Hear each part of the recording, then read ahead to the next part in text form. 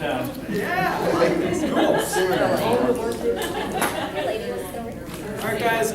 So I just want to kind of get started here. So I just want to welcome you to the mid-year business planning session. Woohoo! Yeah, good stuff. When I say mid-year business planning session, what does that mean to you guys? I mean, what are you thinking when you hear that title? Mid-year business planning session. It's half over. It's half over, guys. Reevaluate.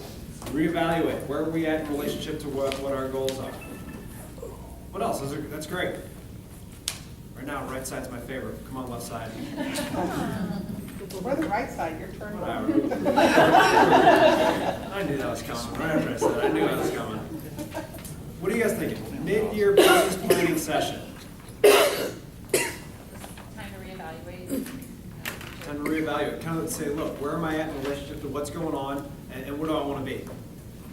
So, guys, I want to share with you. Some of you guys have already heard these couple questions that I've kind of been asking folks to really just kind of allow yourself to look internally. So the first one is, what are you tracking to do this year? What are you on pace to do? In relationship to your goals, what are you tracking for? You know, if you want to look at your production, you know, I know a lot of realtors want to look at their production because that's the precursor to profit. So what are you tracking for there? How many units? You guys got that number yet? The next question, where's that in relationship to your potential?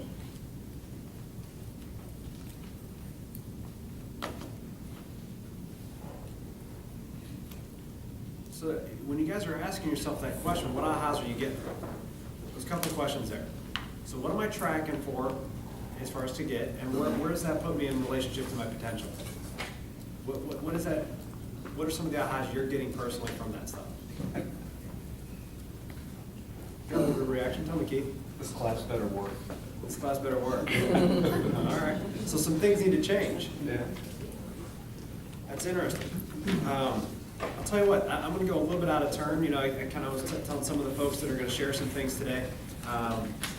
We're going to be real casual today. So, you know, I figure let's start now by getting out of order here a little bit. So somebody sent me a Mike Ferry report, a special report Mike Ferry put together. Are you guys familiar with Mike Ferry? He travels the nation, one of the top real estate professionals, coaches that travels the nation, performance coach, basically, in the real estate world. And basically, over the last 2 months, he had 38 3-hour sessions, very much like today, 38 sessions in a 60-day period, and he had some general observations there. And Keith, what you said there is kind of interesting to me, because basically you said some things need to change over the course of the second half, because maybe we're not hitting our potential. And I'll be honest with you guys, I haven't asked anybody who's been truthful to me that said, you know what, I'm hitting my potential. And by the way, potential could be, I want to do the same amount of business in less time. It always boils down to one or two things. I want to do more business, or I want more opportunity, and I want to do it in less time, or I want my time back, okay? So here's a couple observations. I kind of write this stuff down. So this is Mike Ferry, 38 different things he's went on over the last 60 days, between May and June. One of his observations was the apathy and despair amongst realtors. Do you guys sensing any apathy or despair of some of the seasoned agents? Finally get a little bit of what are you thinking there? I think he's stuck in 2010.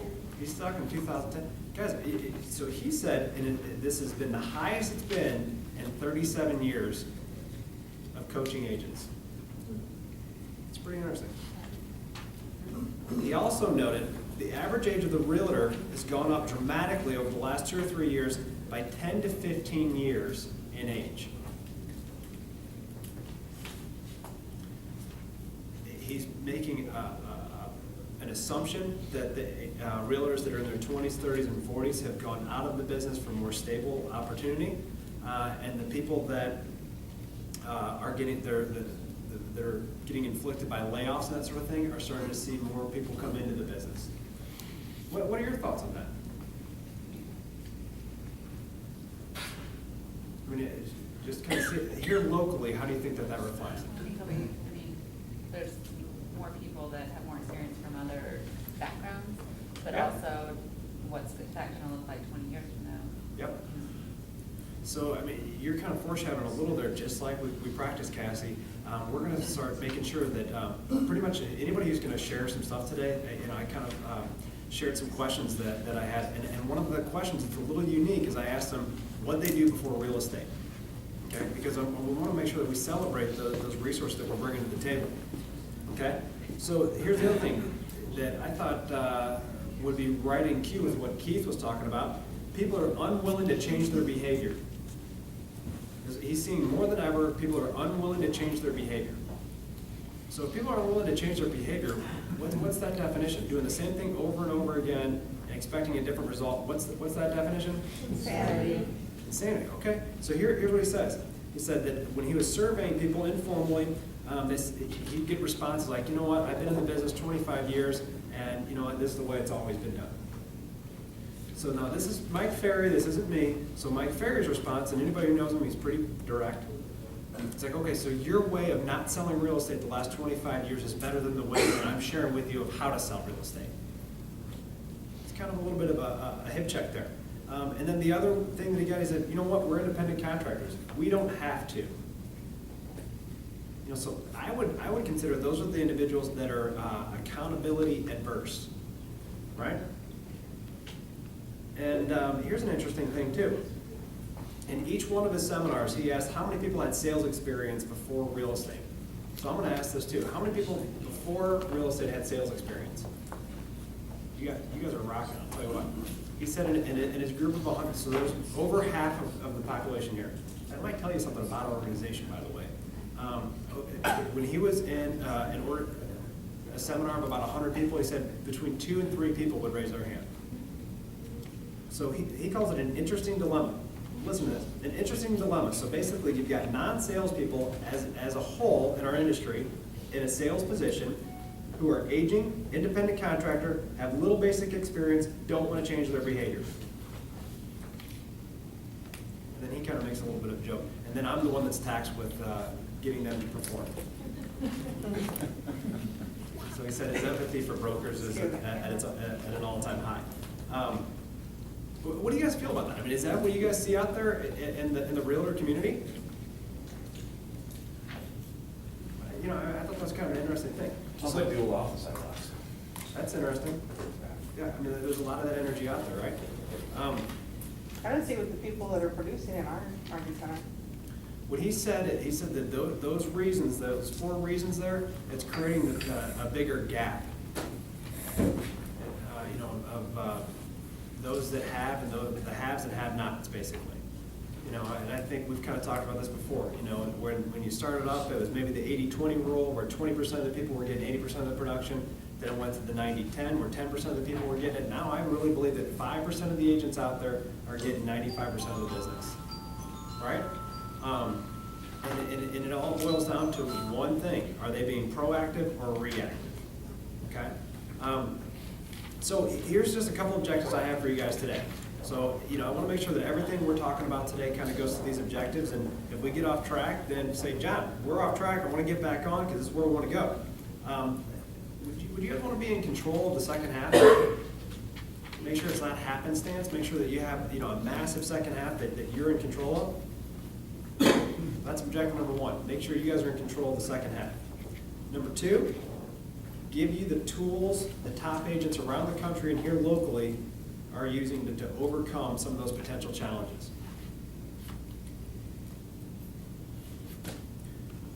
So those were some of the observations Mike Ferry said. Now, you know, that was kind of a little bit of a downer when I'm reading the report. Here's what he says: 7 reasons why the market's great. And his suggestion, not mine, although I think he's a pretty wise guy, he said, write these down and read them every single day. So I mean, these are almost affirmations, basically. 7 reasons why this market is great today. Number 1, interest rates are low and expected to stay low for a prolonged amount of time. Guys, if I were you, I'd just put in parentheses, money is on sale. money's on sale. That's number one reason. Number two, some of you guys might go ahead and debate this, but as an overarching theme, I believe this to be true. Banks have money and are looking to lend. I can tell you from an investor standpoint, I'm seeing things break open a little bit more than I've seen in the last 3 or 4 years. Going on a limb here, Kim, do you agree with that? We didn't practice that, by the way. So there's more financing out there, even for those individuals that, over the last 3 or 4 years, we're basically told, go where the sun don't shine. Number 3, prices are low.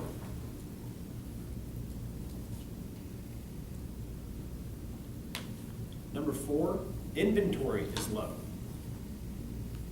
I'm keeping up with one of the team leaders that's out in San Diego, and they're at all-time lows right now. All-time lows as far as inventory. And I would probably put in parentheses there, quality inventory is even lower. Right now, we're starting to see a lot of distressed properties and those sorts of things that are out there. But, the quality inventory, that's even weaker out there, right? So those 4 things, interest rates, banks have money, prices are low, inventory is low, that's all creating more demand. So that leads to number 5. Because of those 4 points, there's a lot of buyers that want to take advantage of this market. These are all Mike Ferry's observations and, traveling the country over the last 60 days. This is what he's seeing. Number 6, appraisers are playing nicer.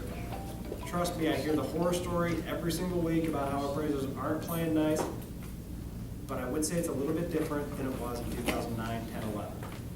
Okay? Appraisers are starting to play a little bit nicer. Number 7. This one, I could potentially even debate this one. The election starts to percolate activity. Might somebody want to go ahead and get some initiatives moving in an effort to have a stronger economy? Maybe. Pad some numbers. This isn't a political debate there, but there could be a motive for something like that, right? So those are the 7 reasons why he says that right now it's one of the best markets to be a part of. So here's what our game plan is. So I've asked for 5 individuals to just come up and share with us areas that I see them being an expert in and some areas that they specialize in, and really kind of share some of those things that are helping them carry into the second half the momentum that they've got in the first half, and the things that maybe they're even modifying as well, okay? So what are they focusing on and what are they modifying? And then, at the end of the day, I just want to share with you what the 5 key strategies that I'm seeing top agents around the country, exactly what they're doing over the next 6 months to have the best half ever. And guys, if you're at the team meeting on Monday, I kind of use the analogy of the ant and the grasshopper. Can anybody share with me a little bit about what that anecdote, what is that anecdote? What does that mean to you guys? Anybody even know what I'm talking about? Am I speaking And great? worked all summer and spring and kept toiling away and put enough away for the winter. And the grasshopper just hopped around and played and didn't do anything, and when winter came, I don't know, he shriveled up and died? Something like that. Yeah, so, what is July, I'll tell you what, I think that, July is a major vacation month, and I see pretty much every realtor is on vacation, according to Facebook anyway. And myself included, so I think that there's something about that, so there's a lot of people that might be intoxicated with the success that they've had the first half of the year. Have we had a little bit of momentum, right? We've had a little bit of momentum, so there might be some people that are intoxicated with that, and maybe they say, you know what, I'm gonna mail it in from here. You think that's a good idea? I'll give you 4 reasons why, I gave you 7 reasons why it's a great market. I'm gonna give you 4 reasons that could potentially threaten your momentum, okay? Number 1, there's an election. So one of the reasons I just said it was great, another reason is it could potentially be an uncertainty, right? It's an uncertainty. We don't know who's going to be in that office in January of next year. So whenever there's uncertainty, how does that impact markets, whether it be financial or real estate? in uncertain ways. I mean, typically, people will retreat, right? There's number one reason, right? Number two reason, how are we doing with distress sales? I mean, how many foreclosures are out there? How many short sales? Renee, what do you think? We're pretty On good. a national level? A lot. Good guess. You know what, that's about the answer I get. You know, I'm looking at, you know, very specific resources, Inman, REIS, I mean, I've looked at a lot of different places on here, and anywhere from 4 to 11 million properties that are in foreclosure or somewhere in that process. Average is 2 million, guys. Normal market is 2 million. Something's gotta happen with those properties, right? Now, you've also got some things that are going on here in the European market. My financial advisor called me up and said, hey, we're selling, what did he want to sell? He said, we want to sell McDonald's because 40% of the revenue is dependent on the European market. What was he saying? I'm freaked out by the European market. I want to get away from it. If the European market goes the direction that my financial advisor believes it's going to go, what's going to happen to our market and our buyer sentiment, our buyer confidence? It's going to go down. It's going to fall, right? What could potentially happen then to our real estate world? Could fall. By the way, guys, I'd be using all this stuff with any prospective listings. I mean, let's get out there today. I mean, this is all urgency when I'm talking to my listings. And then what typically happens in real estate when it becomes October, November, December? Transactions go up or do they go down? They stall, right? So, I mean, that'd be something I'd be sharing. You've got a cyclical market, we've got an election, we've got uncertainty in the European market, we've got a lot of foreclosures. 4 major things that threaten the momentum of your business. Has anybody, you know, mailed their license back yet? I'm not here to freak out. I'm here to make sure that you have an awareness of, you know, these are some things that are out there. Now let's talk about how we're going to hit those head on. You know, if you aren't hitting these things head on, then what's likely going to happen in January?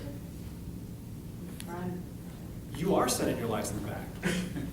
I mean, let's call a spade, you know? And so that's why we're having this conversation in July, not December, okay? So I wanted to kind of get rolling with that, kind of set it up. So the first person I wanted to kind of talk, or have come up and share some things that are working for him is Bob Campbell. Bob's actually been focusing on building his business for, how long have you been with Bob? 2 years. 2 years. And, you know, you started working with an individual and you've really become much more purposeful with relaunching your business. And I've seen a lot of successes that you've had over the last short while. I just wanted you to come on up here and share a little bit about that. Sound good? Oh, really?